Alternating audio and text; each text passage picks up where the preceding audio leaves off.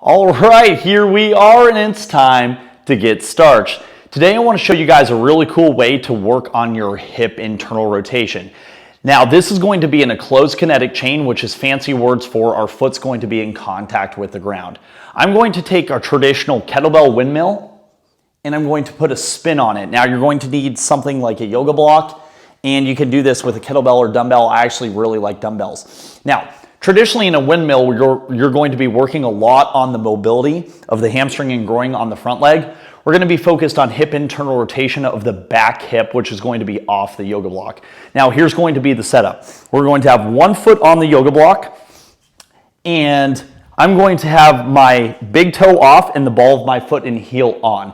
Now, this other hip is going to be the hip where we're really maximizing the internal rotation, which is the back hip. You don't want your legs too far spread apart, or you won't be able to get any pelvic rotation. You're going to kind of get jammed. So we want a normal stance where I don't feel too much of a hip flexor stretch, and here's going to be where we go. Now, the focus is going to be on this back hip. I don't want you to bend the knee in the back, and I really want you to focus on taking the pelvis and doing a mini tuck. I don't want you to do a massive pelvic tuck or posterior pelvic tilt. I just want you to go ahead and pull your pelvis back a little bit. And then the next step is to find internal rotation of this back hip.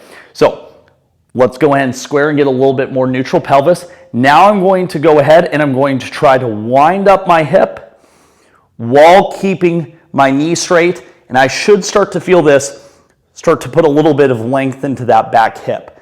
Now, if I simply just reach down, I'm not going to feel much. But if we take a kettlebell and we now think about doing a traditional hip hinge or a windmill. So if I go here, a little bit of a posterior pelvic tilt, I'm going to take my pelvis, I'm going to turn my pelvis in on my femur. And then what I'm going to do is as I lower the kettlebell, I'm going to think about pushing my right hip back. And when I do that, so I send my right hip back first. So first step, send the right hip back.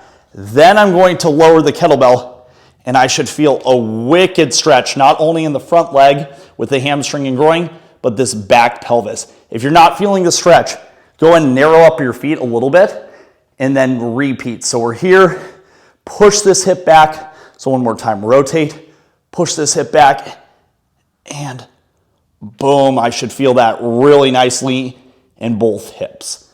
That is going to be a fun variation of a windmill that's going to improve your closed kinetic chain hip internal rotation. Try it out. Let me know how it goes.